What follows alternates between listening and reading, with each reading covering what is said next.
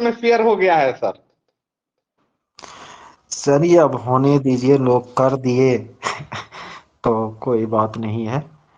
हमको लगता है बिहार के हर कोना में पहुंच गया है सर। अच्छा चलिए ठीक है। तो सर जो नहीं जुड़ रहा है आपका नोट्स ले लिया है, और हम लोग जुड़े हैं, तो डिफेंस सर को हम लोग को ज्यादा लाभ होना चाहिए आपसे। ना वो तो होगा ही ना, लाइव नोट केवल पर मार्केट में बुक भी बहुत सारा अवेलेबल रहता है, और नोट भी व्हाट्सएप पर फेसबुक पर बहुत सारा आता रहता है। लेकिन जी जी। कहीं आप होते हैं तो उनका फिर एक दूसरा होता है। अब सर एक और है सर, रेगुलर टेस्ट करवाइएगा फिर पिछले बार की तरह। निश्चित निश्चित, टेस्ट रेगुलर करेंगे। ठीक है। ठीक है, मैं बंद कर लिया जाए। तो आप सभी को स्क्रीन पर पीडीएफ दिख रहा है, एक बार कंफर्म कर लीजिए। ठीक, देखिए आज जो है पहली कक्षा है इस बैच की, प्रधान शिक्षक, हेड टीचर और एचएम के लिए। दोनों को अभी हमने कंबाइंड शुरू किया है, क्योंकि दोनों जो एग्ज़ाम उनका 80% सिलेबस जो है सेम टू सेम है, और क्वेश्चन के लेवल में भी बहुत अंतर देखने को नहीं मिलेगा। सबसे पहले आज हम सिलेबस पर ही डिस्कस करेंगे, और जो बातें हैं विज्ञापन की, तो वो तो हम आप सब पढ़ चुके हैं और उनको जान चुके हैं। देखिए, प्रधान शिक्षक का जो सिलेबस है पहले हम उस पर डिस्कस कर लेते हैं। फिर प्रधाना अध्यापक का जो सिलेबस है हम उस पर डिस्कस करेंगे। उनके बाद हम लोग इस बात पर चर्चा करेंगे कि दोनों के सिलेबस में क्या समानताएं हैं और क्या दोनों में भिन्नता है। फिर हम लोग तय रणनीति है उस जो है चर्चा करेंगे। प्रधान शिक्षक का जो सिलेबस है इसमें कुल 150 प्रश्न पूछे जाएंगे, 150 अंकों के। इनमें 75 प्रश्न जो है वो आपको शिक्षण शास्त्र से रहेंगे, और 75 प्रश्न जो है समान अध्ययन से रहेंगे। शिक्षण शास्त्र के अंतर्गत प्रधान शिक्षक के सिलेबस में कुल मिलाकर 8 इकाइयां दी गई है। ये जो 8 इकाइयां हैं, पहली जो इकाई है इसमें हमको बच्चे और बचपन के बारे में, बाल अधिकारों के संदर्भ से संबंधित तथ्यों को, शिक्षा, विद्यालय और समाज में जो अंतर संबंध है उनकी जो समझ है उनके बारे में, समाजीकरण के बारे में, साथ ही साथ शिक्षा को समझने के लिए जो दर्शन शास्त्रीय या मनोवैज्ञानिक या समाज शास्त्रीय उपागम है शिक्षा का, साहित्य शिक्षा का, इतिहास ज्ञान की अवधारणा से संबंधित जो दार्शनिक परिप्रेक्ष्य है, ये सब हमको यूनिट 1 में पढ़ना है। यूनिट 2 में हम लोगों को शिक्षा से जुड़े हुए जो विचारक सब हैं, जिसमें कुछ कुछ क्या लगभग एक जॉन डीबी को छोड़ करके, मारिया मोंटेसरी को छोड़ करके, और जो भी विचारक है वो भारतीय ही हैं, चाहे महात्मा गांधी हो, बधेका हो, टैगोर हो, ज्योतिबा फुले हो, जाकिर हुसैन हो, कृष्ण मूर्ति जी हो, ये सब आपको विचारक हैं। और इन सब विचारकों ने आपको जो अपना विचार प्रस्तुत किया, इन सब का जो शैक्षिक दर्शन था, एजुकेशनल फिलोसफी था, इनको हम लोगों को यूनिट 2 में पढ़ना है। यूनिट 3 में हम लोगों को जो करिकुलम है, सिलेबस है, इन सब का जो कॉन्सेप्ट है, साथ ही साथ बाल विकास की जो प्रक्रिया है, इनके जो चरण है, इनके जो आयाम है, उनके बारे में, खेल के बारे में, और Erik Erikson, Sigmund Freud, John Bowlby, पियाजे, कोहनबर्ग, वैगोत्स्की, इन सब का जो थ्योरी है, ये हमको इकाई 3 में पढ़नी है। इकाई 4 में हम लोगों को आपको जो प्रारंभिक बाल्यावस्था में 3 से 5 वर्ष के बच्चों के लिए जो उपबंध किए गए हैं ECCE का न, अर्ली चाइल्डहुड के लिए जो एजुकेशनल सिस्टम है, इनके बारे में हम लोगों को यूनिट 4 में पढ़ना है। यूनिट 5 में हम लोगों को समावेशी शिक्षा के बारे में, उसके बाद आकलन, मूल्यांकन, ये सब कॉन्सेप्ट हमको विद्यालय का जो संगठनात्मक पहलू है, विद्यालय का नेतृत्व, शिक्षक वृत्तिक विकास, ये सब हमको यूनिट 5 में पढ़ना है। यूनिट 6 में हमको केंद्र स्तर पर, राज्य स्तर पर और जिला स्तर पर जो जो शैक्षिक संस्थाएं हैं, उन संस्थाओं के बारे में हम लोगों को यूनिट 6 में पढ़ना है। यूनिट 7 में हम लोगों को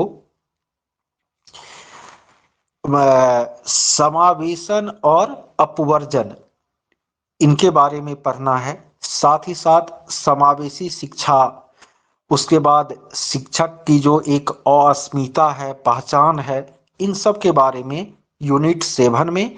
और यूनिट 8 में हम लोगों को जो है NCF 2005, BCF 2008 के अलावे जो है सीखने की जो योजना है न, लेसन प्लान या लर्निंग का प्लान, या विद्यालय का के कार्यों में ICT का जो उपयोग है, TLM का जो उपयोग है, ये सब हम लोगों को यूनिट 8 में पढ़ना है।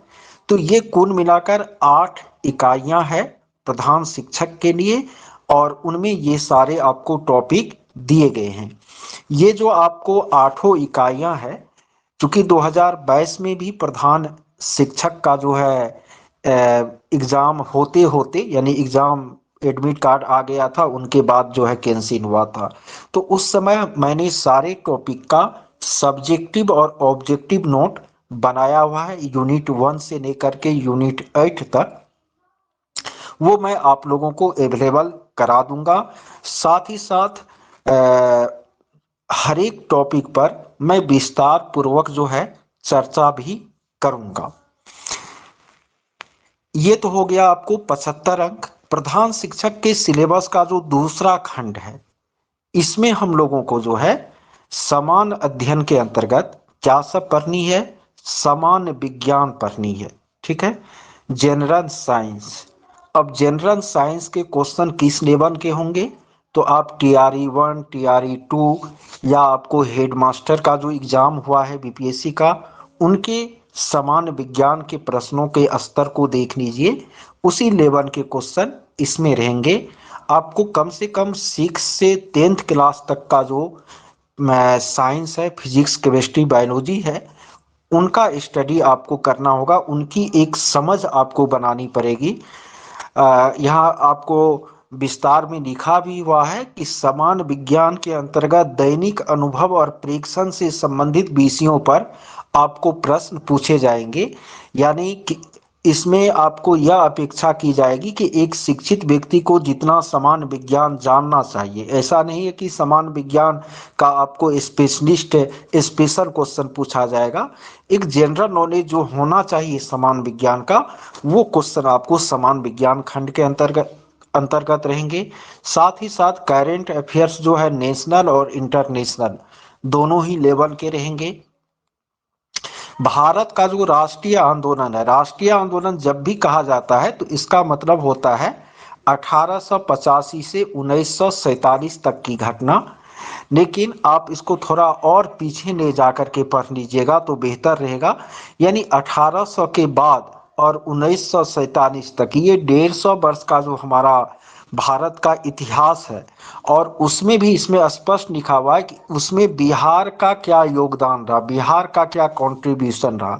अब देखिए, जैसे टीआरई 1-2 का एग्जाम हुआ तो उसमें बिहार के कंट्रीब्यूशन को सिलेबस में शामिल नहीं किया गया था, केवल भारतीय राष्ट्रीय आंदोलन लिख दिया था। तो जो क्वेश्चन आपको आए, क्योंकि बीपीएससी का मैंने जो अध्ययन किया है, तो वो जो सिलेबस देती है बस वहीं से वो क्वेश्चन उठाती है। आप देख लीजिए क्वेश्चन उठा करके कि टीआरई 1 और 2 में जो भारतीय राष्ट्रीय आंदोलन से क्वेश्चन पूछे गए हैं, उसमें बिहार का राष्ट्रीय आंदोलन में क्या योगदान रहा है उस पर कोई खास फोकस नहीं किया गया है, वहां से क्वेश्चन बहुत कम उठाए गए हैं। लेकिन यहाँ आपको दोनों चीज देखना पड़ेगा कि इन 150 वर्षों में जो प्रमुख घटनाएं घटी, और उनमें भी आपको बिहार का जो स्पेशल कंट्रीब्यूशन है राष्ट्रीय आंदोलन में, वो आपको पढ़ना है। उनके बाद सीधा इसमें भूगोल लिख दिया गया है, और भूगोल में आपको भारत और बिहार के भूगोल की बात की गई है, विश्व भूगोल की बात इसमें नहीं की गई है। सिलेबस में स्पष्ट लिखा हुआ है कि भारत और बिहार का भूगोल, उसमें भी कृषि, प्राकृतिक संसाधन यानी सामाजिक और आर्थिक भूगोल से जुड़ा हुआ क्वेश्चन रहेगा ना। तो हमको अब विश्व भूगोल के पीछे पागल नहीं होना है, जो सिलेबस कर रहा है बस हमको उसकी तैयारी करनी है। इसके बाद आपको जो राज व्यवस्था खंड है, उसमें आपको भारतीय संविधान की राजनीतिक प्रणाली, पंचायती राज विकास योजना जो आपको चली है समय समय पर, पंचवर्षीय योजनाओं के अतिरिक्त भी जो अन्य योजनाएं चली है वो हमको पढ़नी है राज व्यवस्था के अंतर्गत। फिर अंतिम खंड है प्रारंभिक गणित और मानसिक क्षमता परीक्षण। इसमें आपको जिस लेवल के क्वेश्चन बीपीएससी टीआरई में पूछे जाते हैं उसी लेवल के प्रश्न 10-12 रहेंगे मैथ और रीजनिंग से। तो इसमें जो है, ये जो आपको समान अध्ययन का खंड है, ठीक है, तो इसकी तैयारी करने के लिए, क्योंकि होता क्या है कि लोग जो है पढ़ते बहुत, लोग बहुत ज्यादा है और उसके पास नॉलेज लेवल भी बहुत ज्यादा होता है, लेकिन सटीक रणनीति वो नहीं अपनाते, जिससे कि एग्जाम में वो अच्छा परफॉर्म नहीं कर पाते। हमारी आवाज आप लोगों तक जा रही है ना? एक बार कंफर्म कर दीजिए। ओके, तो आप सभी के स्क्रीन पर मैसेज बॉक्स का ऑप्शन होगा और वहां से चैट लिखा होगा, वहां से आप मैसेज कर सकते हैं, टाइप कर सकते हैं। तो हम लोगों को सटीक रणनीति जो है अपनानी पड़ेगी, और सटीक रणनीति के लिए अब जैसे समान विज्ञान है, अब कोई यदि 6 से 12 तक का विज्ञान पढ़ने लगे तो पढ़ते पढ़ते वो पागल हो जाएगा ना, और वो उसको नहीं कर पाएगा, ठीक है। तो मेरा कहना होगा कि समान विज्ञान के लिए आप ल्यूसेंट का जो समान विज्ञान का स्पेशल बुक आता है उनको ले लीजिए, या तो उसके थ्योरी को एक बार पढ़ लीजिए। यदि आप नहीं कर पाते हैं तो कम से कम उनका जो ऑब्जेक्टिव क्वेश्चन का सेट दिया है, फिजिक्स का भी, केमिस्ट्री का भी, बायोलॉजी का भी, वहां से आप उनको कर लीजिए, ठीक है। यदि आप वो भी करने में सक्षम नहीं है तो हम जो आपको पीडीएफ उपलब्ध कराएंगे उनसे आप समान विज्ञान कर लीजिएगा। करेंट अफेयर्स जो है इसमें राष्ट्रीय अंतर्राष्ट्रीय दोनों पढ़ना है। तो एडुटेरिया मेरे नज़र में सबसे अच्छा करेंट अफेयर्स बिहार के परीक्षा के लिए है, तो आप उसका जो अद्यतन बुक है उनसे उनका स्टडी कर सकते हैं। राष्ट्रीय आंदोलन और बिहार का योगदान, इनके लिए आप जो है क्लास 8 का जो बुक है इतिहास वाला, उसमें जो आपको क्या बोले हैं करेंट अफेयर्स के लिए कौन सा बुक? एडुटेरिया का, एडुटेरिया, ठीक है।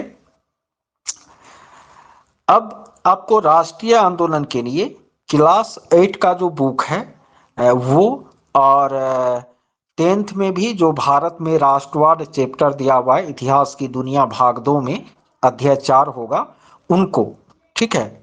ये दो चीज जो है आप SCRT के बुक से पढ़ लीजिए। उनके बाद आप ल्यूसेंट का समान ज्ञान तो निश्चित रूप से खरीद लीजिए, उसका जो नया एडिशन है, पुराना एडिशन से बहुत सारी बातों को नए एडिशन में बढ़ाया गया है। तो उसमें जो आपको 1885 से 1947 की घटनाएं हैं उनका स्टडी कर लीजिए। भूगोल में आपको विश्व भूगोल की तरफ नहीं जाना है, भारत और बिहार का जो भूगोल है उस पर आपको फोकस करना है। इनके लिए क्लास 10th का जो भूगोल का बुक है ना, क्लास 10th का जो भूगोल का बुक है उसमें भारत का भी भूगोल है और बिहार का भी भूगोल है और क्लास 9th का भी। ठीक है, 6, 7, 8 का छोड़ करके 9th और 10th का यदि आप भूगोल SCRT पढ़ते हैं तो आपके लिए ज्यादा बेहतर रहेगा। ठीक है, इनके बाद राज व्यवस्था में आवाज तो बहुत बढ़ाया हुआ है, शायद आपका और लोगों तक आवाज सही से जा रही है, 22 लोग जुड़े हुए हैं और लोगों तक ठीक है, तो आपका कुछ अपना प्रॉब्लम होगा। ठीक है, अब आपको किसी एक आदमी को यदि कट रहा है तो उनका अपना नेटवर्क वीक होगा, तो इनके लिए बाद में उनको जो है रिकॉर्डिंग सुन लेना पड़ेगा। हाँ, यदि यहाँ से कुछ गड़बड़ होगा तो फिर किसी तक आवाज नहीं जाएगी। इनके बाद राज व्यवस्था में भी को बहुत परेशान नहीं होना है। वहीं ल्यूसेंट का जो संविधान खंड वाला हिस्सा है और पंचायती राज को पढ़ने के लिए आप क्लास 10th का पॉलिटी बुक का जो चैप्टर है आपको पंचायती राज से संबंधित दूसरा शायद चैप्टर है, देख लीजिएगा, सत्ता में साझेदारी करके कुछ है, तो वहां से विकास योजना जो है, तो आप ल्यूसेंट से भी पंचवर्षीय योजना पढ़ सकते हैं। मिला करके ये जितना भी टॉपिक है उनके लिए जो आवश्यक पीडीएफ है वो पीडीएफ मैं आपको उपलब्ध करा दूंगा। और अभी तक न तो TRE 1 में मेरा पीडीएफ फेल हुआ है, न TRE 2 में मेरा पीडीएफ फेल हुआ है, और न ही हालिया सक्षमता परीक्षा में जिस लेवल का पढ़ना था उसमें भी अभी तक किसी ने नहीं कहा है कि सर आपकी पीडीएफ से नहीं पूछा। तो वो आपको उतना फिक्स है। ठीक है, ये बातें हो गई आपको प्रधान शिक्षक के बारे में। अब थोड़ा सा हम प्रधाना अध्यापक के सिलेबस को देखते हैं।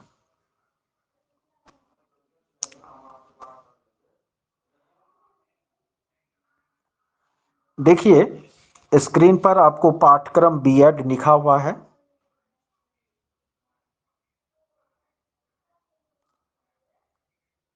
लिखा हुआ दिख रहा है या नहीं दिख रहा है?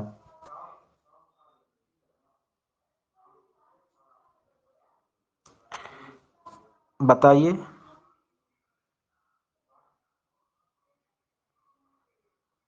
ओके, ये आपको प्रधाना अध्यापक का सिलेबस है। अब इस सिलेबस में आपको क्या है, तो प्रधाना अध्यापक में केवल 50 प्रश्न, केवल 50 प्रश्न जो है वो B.Ed सिलेबस पर आधारित होंगे और इसमें 100 प्रश्न जो है वो आपको GS पर आधारित होंगे। प्रधान शिक्षक में 75-75 का रेशियो था ना, इसमें आपको 50 है B.Ed सिलेबस से और 100 है GS से। अब B.Ed में इनका जो सिलेबस है जो बिहार के विश्वविद्यालय में चलती है, जैसे बाल्यावस्था से लेकर के किशोरावस्था, किशोरावस्था पर खास फोकस करना है और बिहार के किशोरों की जो स्थिति है उन पर भी, साथ ही साथ समाजीकरण इनमें भी पढ़ना है। उनके बाद अस्मिता पहचान इनमें भी आपको पढ़ना है।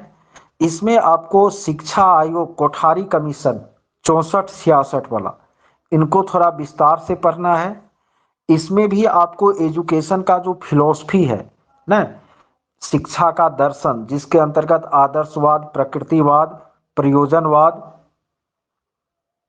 न, मार्क्सवाद, मानववाद, ये जितने भी वाद हैं वो आपको है।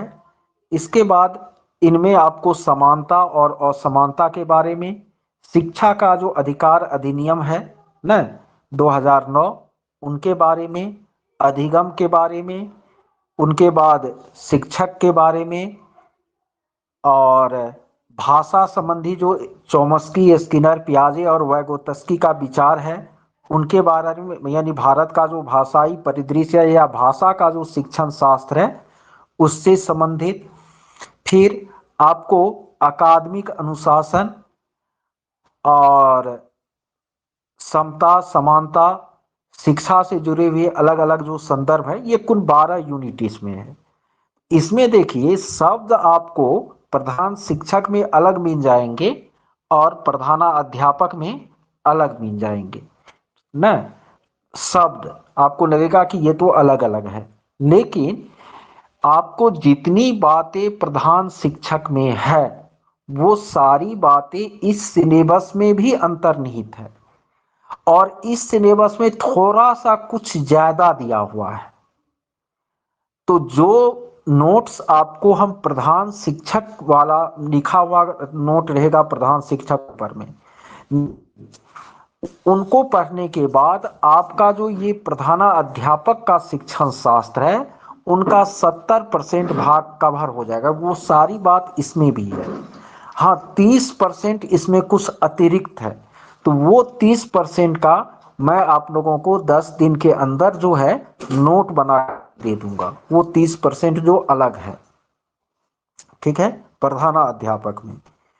इनके बाद इनके जीएस सिलेबस को यदि देखा जाए, किनको, जीएस को, अब देखिए इसके जीएस में भी वही सब बातें लिखी हुई है जो उसमें लिखा हुआ था, बिल्कुल सेम। सामान्य विज्ञान, करेंट अफेयर्स, भारत का इतिहास और बिहार के इतिहास की मुख्य विशेषता न, भारतीय राष्ट्रीय आंदोलन, भूगोल, राज व्यवस्था, अर्थव्यवस्था, प्रारंभिक गणित। अब इसमें और उस सिलेबस को जो अभी देखा था आपने, इसमें अंतर क्या है? अंतर यह है कि उसमें जो है जीएस से केवल 75 क्वेश्चन था, इसमें आपको जीएस से 100 क्वेश्चन रहेगा। प्रधान शिक्षक का जो सिलेबस था उसमें आपको भारत का इतिहास और बिहार का इतिहास ये नहीं पढ़ना था, भारत का राष्ट्रीय आंदोलन ही केवल पढ़ना था। इसमें आपको भारत का जो प्राचीन और मध्यकालीन इतिहास है, बिहार का जो प्राचीन और मध्यकालीन इतिहास है, वो भी आपको प्रधानाध्यापक में पढ़ना है। उसमें आपको, ठीक है, किसमें, प्रधान शिक्षक वाला में अर्थव्यवस्था नहीं था और इसमें जो है आपको अर्थव्यवस्था भी है। यानी प्रधान शिक्षक और प्रधानाध्यापक के जीएस का सिलेबस सेम है। क्या है?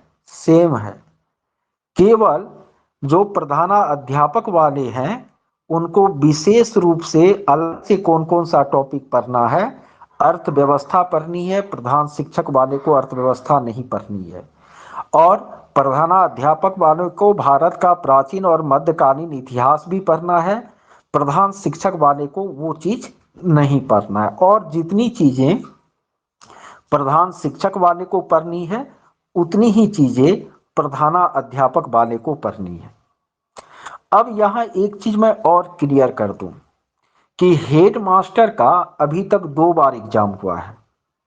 एक बार एग्जाम हुआ था जिसमें 469 लोग पास किए थे शायद, तो उसी का जो सिलेबस है इसमें है, वही सिलेबस सेम टू सेम। ये जो TRE 2 हो रहा था उसमें भी आपको हेडमास्टर का कुछ वैकेंसी आया था, वो SC ST और पिछड़ा वर्ग विभाग में। उनका जो सिलेबस था उसमें क्या था, 30 गो भाषा BPSC पैटर्न पर, 40 समान अध्ययन और जो 80 बच गया उसमें मिक्स करके पेडागोजी और 12th के जितने भी विषय हैं उनसे संबंधित कुछ कुछ हर एक विषय से क्वेश्चन उठा के दे दिया था। तो आप चूंकि वो सिलेबस उसमें था तो उस अनुसार जो है आपको क्वेश्चन दिया, तो वो वाला जो प्रश्न पत्र है आपको उसको फॉलो नहीं करना है जो TRE 2 के साथ जो हेडमास्टर का एग्जाम हुआ है, बल्कि उससे पहले जो आपको हेडमास्टर का एग्जाम हुआ था पहली बार, उसमें जो प्रश्न पत्र आए थे सेम उसी लेवल का प्रश्न पत्र इसमें आएगा, क्यों उनका और इनका सिलेबस सेम है। TRE 2 में कुछ अलग सिलेबस था तो उसमें अलग टाइप के उसमें क्वेश्चन भी पूछे गए थे। ठीक है। तो ये तो आप समझ गए कि प्रधान शिक्षक का क्या सिलेबस है, प्रधानाध्यापक का क्या सिलेबस है, और आप ये भी समझ गए कि प्रधान शिक्षक के सिलेबस में जो शामिल है वो सारी बातें प्रधानाध्यापक के सिलेबस में भी शामिल है, और केवल 20% हिस्सा ऐसा है जिसके लिए कि प्रधानाध्यापक वाले को थोड़ा अतिरिक्त पढ़ना होगा। तो अभी मैं जो तैयारी कराऊंगा, ठीक है, चाहे वो पेडागोजी में हो या आपको, चूंकि कल से जो क्लास चलेगी वह 6:45 से 7:30 पेडागोजी का चलेगा, और 7:30 से 8:15 जो है वो आपको समान अध्ययन का चलेगा। ठीक है। तो इसमें अभी मैं केवल उसी टॉपिक पर फोकस करूंगा जो दोनों के लिए जरूरी है, और प्रधानाध्यापक के लिए जो कुछ स्पेशल टॉपिक होंगे उस पर डिस्कशन कुछ समय बाद, उनका थोड़ा नोट तैयार हो जाएगा तो फिर उस पर हम डिस्कस कर देंगे। ठीक है। देखिए विपिन सर, प्रधानाध्यापक के लिए जो सहायक पुस्तक है, जो शिक्षण शास्त्रीय उपागम है, तो वो तो आप टॉपिक वाइज जो है बिहार में आपको बीएड कॉलेजों में जो चलती है, तो मार्केट में भी उसका गाइड सब उपलब्ध होगा फर्स्ट ईयर सेकेंड ईयर का, तो आप वहाँ से उनको भी पढ़ सकते हैं। यदि उतना आपको नहीं करना है तो सीधा सीधी जो हमारा पेडागोजी का जितना भी नोट जाएगा आप उसको करते जाइए, और कुछ अतिरिक्त जो पेडागोजी का बच जाएगा वो मैं आपका अतिरिक्त नोट बना के दे दूंगा। और जहाँ तक प्रधाना अध्यापक की बात है, जनरल साइंस में वही ल्यूसेंट का सामान्य विज्ञान पढ़ना है, करेंट अफेयर्स में वही एडुटेरिया का आपको करेंट अफेयर्स पढ़ना है, इंडियन नेशनल मूवमेंट और उसमें बिहार का जो योगदान है ये आपको वही क्लास 8 और 10th वाली बुक पढ़नी है जो प्रधान शिक्षक के लिए है। लेकिन यदि आप इसमें history of India and silent feature of the history of Bihar, ठीक है, तो इसके लिए आपको 6, यदि बुक पढ़िएगा तब 6 से 12 तक का बुक पढ़िए। ज्योग्राफी के लिए वही 10th और 9th क्लास का ज्योग्राफी पढ़िए। पॉलिटी के लिए आप ल्यूसेंट से इंडियन पॉलिटी कर लीजिए। इकोनॉमी के लिए आप ल्यूसेंट से कर लीजिए। ठीक है, ये तो बुक हो गया, लेकिन इतने बुक में भटकने से बेहतर है कि जितना पीडीएफ हम सीरियली वाइज प्रत्येक दिन आप लोगों को अवेलेबल करा रहे हैं, उसमें बहुत सारे पीडीएफ आपको बुक से भी रहेंगे, कहीं आपको भटकने की जरूरत नहीं है। एक सिस्टमेटिक वे में जो पीडीएफ हम उपलब्ध कराते जाते हैं, ठीक है, उस पीडीएफ को आप करते चलिए तो सारा सिलेबस उसमें कवर हो जाएगा। अब यदि किसी को कुछ कहना हो तो आज पहली क्लास है, बोल सकते हैं, या कोई क्वेरी रह गई हो, प्रश्न मन में रह गए हो तो वो भी हमसे कर सकते हैं।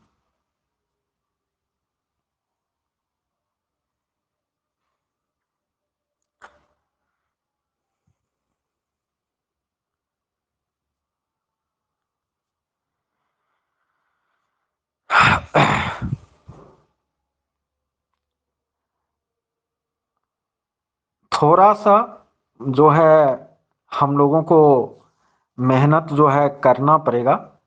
ये बात सही है कि एक उम्र के बाद स्टूडेंट बनने में थोड़ा दिक्कत होता है ना। बिल्कुल मनीष सिंह जी, आज से ही पीडीएफ होमवर्क और उस पीडीएफ पर अगले क्लास में विश्लेषण वो आपको चालू हो जाएगा।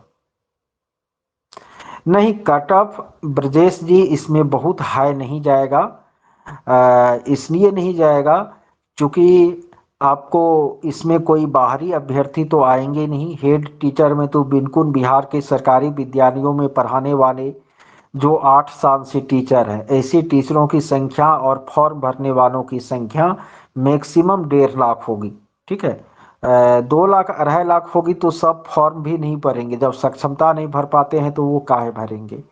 तो आपका जो कंपटीशन होगा, 40,000 सीट है तो 4 पर 1 का कंपटीशन होगा ना। उसमें भी जो रेगुलर तैयारी करेंगे उनका रिजल्ट आसानी से हो जाएगा। और प्रधाना अध्यापक में थोड़ा सा बाहरी लोग भी आएंगे, क्योंकि उसमें प्राइवेट स्कूल का भी जो है एक्सपीरियंस जोड़ा जाएगा ना। तो बिहार से बाहर के लोग भी उसमें आ सकते हैं, तो थोड़ा सा कंपटीशन होगा। लेकिन पढ़ने के बाद ऐसा नहीं है कि आपसे नहीं होगा, जो जुड़ेंगे जो मेहनत करेंगे उनसे जरूर हो जाएगा। आशीष जी, मैथ में आप संख्या पद्धति को देख लीजिए, उनके बाद सरलीकरण को देख सकते हैं, उसके बाद मेंसुरेशन को देख लीजिए मैथ में। ठीक है। इधर वाला टॉपिक तो कॉमर्शियल मैथ बीपीएससी टीआरई में तो नहीं है, पूछा जा रहा है ना, तो उस पर फोकस नहीं करनी है। देखिए, इस तरह का जो परेशानी है 2013 डीएलएड 2019 प्रधान शिक्षक में ऐसा कोई भी परेशानी नहीं होगा, क्योंकि इस बार अर्हता में बिल्कुल क्लियर लिखा गया है कि 8 वर्ष जो सरकारी विद्यालय में पढ़ा चुके हैं वो फॉर्म भर सकते हैं। यदि उनको प्रशिक्षण तिथि से गणना करना होता तो जिस तरह प्रधाना अध्यापक के विज्ञापन में स्पष्ट लिख दिया है कि अनुभव की गणना प्रशिक्षण तिथि से होगी, उसी तरह इसके विज्ञापन में भी स्पष्ट लिख देता कि अनुभव की गणना प्रशिक्षण तिथि से होगी। जब दोनों विज्ञापन साथ साथ आए हैं तो अधिकारी बनाने वाला इतना बवंडर मिस नहीं करेगा। तो वो जान करके ही वो चीज लिखा है। जो भी 8 साल से पढ़ा रहे हैं सरकारी विद्यालयों में वे सारे लोग फॉर्म भर सकते हैं। विज्ञापन जो अभी आया है, कल को कुछ बदल जाए तो वो अलग है। 6 to 10 यदि एनसीईआरटी से बढ़िया है, आप एससीईआरटी पढ़िए, क्योंकि साइंस जो है एनसीईआरटी एससीईआरटी का सेम है, और सोशल साइंस एससीईआरटी का पढ़ना ही बीपीएससी में आपके लिए ज़्यादा उपयोगी होगा, जो सिलेबस कर रहा है उसके अकॉर्डिंग भी। बुक जो है यदि 6 to 10 का आपको पढ़ना भी है तो आप एससीईआरटी बिहार सरकार वाले बुक ही पढ़िए।